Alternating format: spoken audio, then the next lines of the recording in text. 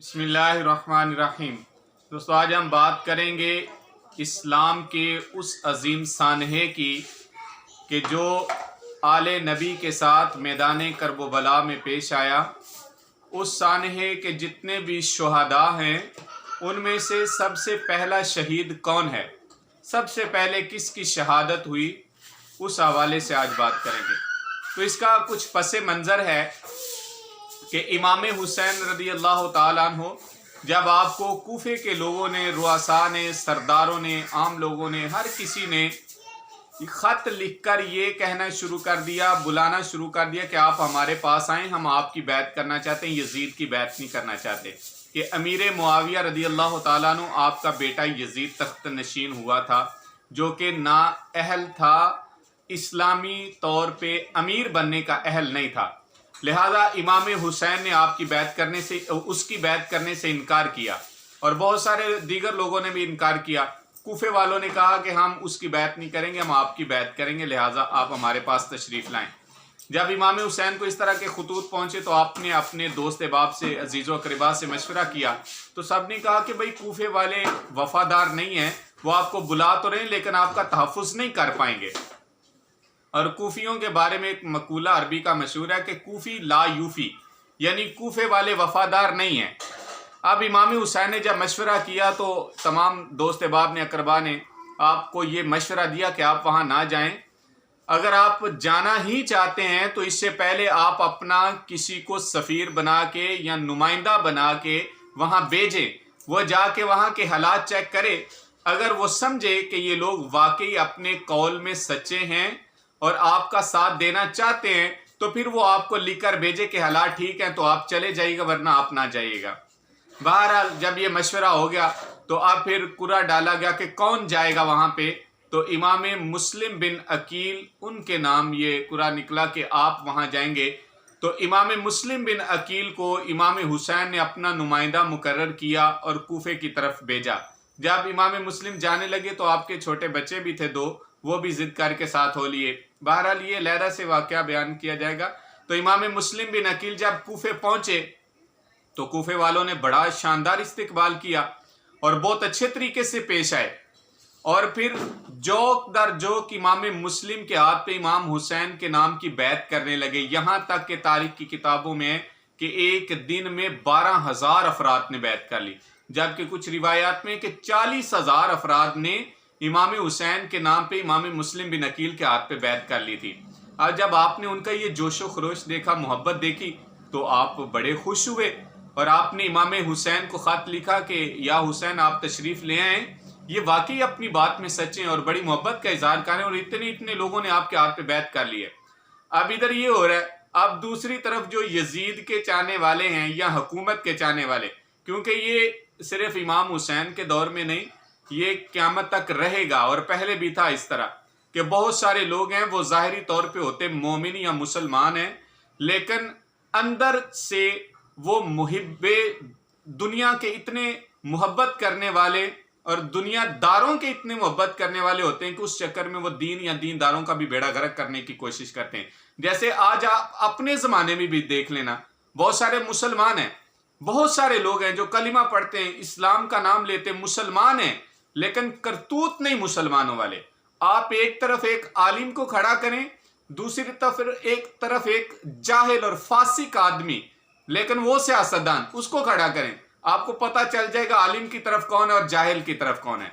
100 में से 70-80 लोग उस जाहिल फासिक आदमी की तरफ खड़े होंगे कि ये हमारा लीडर है, ये वो, चाहे जितना मर्जी जाहिल और फासिक हो। एक तरफ आप आलिम शेखुल हदीस को खड़ा कर दें। जो लोग ये आज भी नारा लगाते हैं ना, जी हुसैन हमारे, हुसैन हमारे, उनकी हरकतें देखें, उनकी यजीद वाली हरकतें हैं कि उस वक्त जो इमाम हुसैन के मुखालिफ थे तो वो भी मुसलमान, वो कौन सा काफिर थे? उनमें सैकड़ों के हिसाब से हाफिज कुरान थे, बल्कि सहाबियों की औलादें थी उनमें।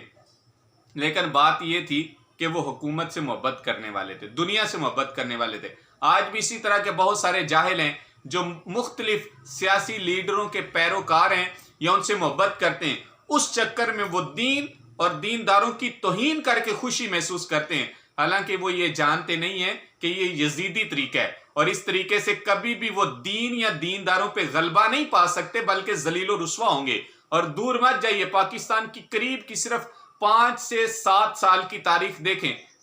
جس نے بھی دین یا دیندار کے ساتھ غداری کی، اللہ نے اس کا ایسا بیڑا غرق کیا ہے کہ اس کی نسلیں یاد رکھیں گی کہ کس طرح اس کو ذلیل کیا گیا ہے۔ بہرحال امام مسلم بن عقیل نے خط لکھ دیا امام حسین کو کہ آپ آ جائیں، یہ بڑے محب اہل بیت ہیں، محبت کرنے والے ہیں۔ اب دوسری طرف وہ جو یزیدی تھے، دنیا کی محبت والے تھے، حکومت کی محبت والے، تو انہوں نے یزید کو بتایا کہ بھئی تمہارے تو یہ حال ہو رہا ہے کوفے میں، تمہاری حکومت کو تو خطرہ ہے، تم اس طرح کرو کسی سخت آدمی کو بھیجو۔ کیونکہ جو وہاں گورنر تھے نعمان بن بشیر، جب لوگوں نے ان سے کہا کہ اس طرح ہو رہا ہے تو آپ ان سے سختی سے پیش آئیں، انہوں نے کہا کہ میں دنیا کی خاطر اپنی آخرت برباد نہیں کر سکتا کہ یہ نبی کی حال ہے، میں اپنے عہدے کے چکر میں ان پہ زیادتی کروں اور اپنی آخرت کا بیڑا غرق کر لوں، میں یہ نہیں کر سکتا، میں سختی سے ان سے پیش نہیں آ سکتا۔ بہرحال جب یزید کو پتہ چلا، اس نے ابن زیاد بصرہ کا گورنر تھا اس وقت، سخت مزاج آدمی، اس بدبخت کو بھیجا تو یہ آیا، اس نے آ کے سختی شروع کی اور کہنے لگا کوفے والوں سے کہ بھئی اگر اپنی جان کی امان چاہتے ہو تو مسلم کا ساتھ چھوڑ دو، جس نے بھی ساتھ دیا یا اس کو پناہ دی تو میں اس کو قتل کر دوں گا، بیوی بیوہ اور بچے یتیم بنا دوں گا۔ اب کوفے والوں کا اصل روپ نظر آنے لگا کہ اتنی ہی یہ جرت کے مالک تھے، جب اس نے دھمکیاں لگائیں تو امام مسلم کا ساتھ چھوڑنا شروع کر دیا۔ اور یہ بات طے ہے کہ بندے کے ایمان کا اور اخلاص کا پتہ چلتا ہی مشکل میں، عام حالات میں تو سارے ہی مومن ہیں، عام حالات میں تو سارے کہتے ہیں کہ ہم حق کے ساتھ ہیں، جب مشکل پیش آئے اسلام پہ، میں اسلام کی بات کروں گا، کسی سیاسی لیڈر کی قطعاً بات نہیں کرتا، کیونکہ یہ تو خود سے منافق لوگ ہیں، یہ خود کے سگے نہیں ہوتے، ان کے ساتھ کیوں آپ کھڑے ہو دین کو برباد کرنے کے لیے؟ ہاں، دین کی خاطر کھڑے ہوں تب آپ کے اخلاص کا ایمان کا پتہ چلے گا۔ اب اس نے ابن زیاد کو بھیجا، اس نے دمکایا تو یہ کوفے والے سارے ڈر کے امام مسلم کا ساتھ چھوڑنے لگے۔ یہ حال ہے تاریخ کی کتابوں میں کہ جب امام مسلم بن عقیل جامع مسجد کوفہ میں نماز پڑھنے کے لیے آپ جماعت میں کھڑے ہوئے نا مغرب کی، تو ہزاروں کی تعداد میں جماعت میں لوگ تھے، اور جب نماز ختم ہو گئی، نماز سے فارغ ہوئے، آپ نے دیکھا تو پیچھے ہزاروں کی تعداد میں لوگ غائب ہو چکے ہیں خوف کے مارے۔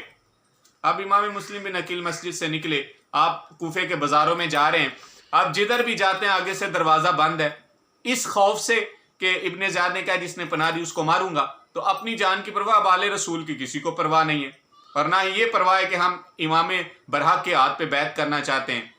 بہرحال امام مسلم بن عقیل گلیوں میں جا رہے ہیں، آپ نے دیکھا کہ گلی کا گھر کا دروازہ کھلا اور ایک بوڑھی خاتون بیٹھی دروازے پہ، آپ گئے، آپ نے جا کے پانی مانگا، وہ بڑھیا خاتون پانی کا پیالہ لے کے آئی، آپ نے پانی پی لیا اور وہاں بیٹھ گئے، تو وہ بڑھیا کہنے لگی کہ اے مسافر، تم اب اپنے گھر کیوں نہیں جاتے؟ کون ہو تم؟ پانی پی لیا، اب جاؤ۔ آپ فرمانے لگے کہ میرا یہاں گھر کوئی نہیں ہے، تو میں کہاں جاؤں، میں تو غریب الوطن مسافر ہوں۔ وہ بی بی پوچھنے لگی کہ آپ کون ہو؟ آپ نے بتایا کہ میں مسلم بن عقیل ہوں، ابھی تھوڑا ٹائم پہلے جس کی محبت کا دم بھر رہے تھے لوگ اور جس کو اپنے گھر بلانے کے لیے سارے مرے جا رہے تھے، اب وہ ابن زیاد کے خوف سے دروازے بند کر کے بیٹھے ہیں۔ وہ بی بی بڑی خوش ہوئی کہ آل رسول کا فرزند ہے، اس نے فٹافٹ آپ کو اندر بٹھایا، بستر بچھایا، کھانا کھلایا، جو بھی آؤ بھگت ہو سکتی تھی اس نے کی۔ بہرحال یہ اللہ کی شان ہے کہ پھولوں کے ساتھ کانٹے تو ہوتے ہیں۔ تو اب اس بی بی جو نیک خاتون تھی، اہل بیت سے محبت کرنے والی، اس کا بیٹا تھا ایک ناخلف، وہ لالچی، دنیا کے لالچ میں اندھا، جب وہ گھر آیا پتہ چلا مسلم بن عقیل یہاں پہ، تو وہ انعام کے لالچ میں ابن زیاد کو بتانے چلا گیا کہ مسلم تو میرے گھر پہ ہیں۔ بہرحال ابن زیاد نے امام مسلم بن عقیل کو گرفتار کرنے کے لیے سپاہی بھیجے، وہ آئے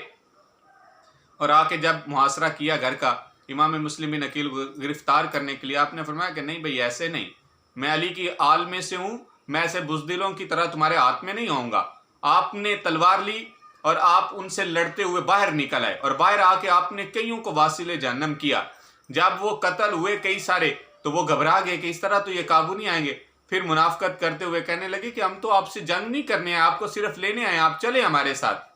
بہرحال امام مسلم بن عقیل کو سواری پہ بٹھایا اور آپ کے ہاتھ سے تلوار لے لی۔ جب تلوار لی تو آپ نے فرمایا کہ بدبختو، یہ پہلا دغا تم نے میرے ساتھ کیا ہے۔ اب وہ آپ کو سواری پہ بٹھا کے لے گئے، جب گورنر ہاؤس لے جایا گیا اور وہاں پہ آپ کے ساتھ سختی سے پیش آئے، اور اس بدبخت ابن زیاد نے کہا کہ ان کو دارالامارت یعنی گورنر ہاؤس کی چھت پہ لے جا کے نیچے دھکا دے دو، معاذ اللہ شہید کرنے کا حکم دیا۔ امام مسلم کی آنکھوں سے آنسو جاری تھے، تو کہنے لگا کہ تم خواہش عمارت کی کرتے ہو اور اب رو رہے ہو،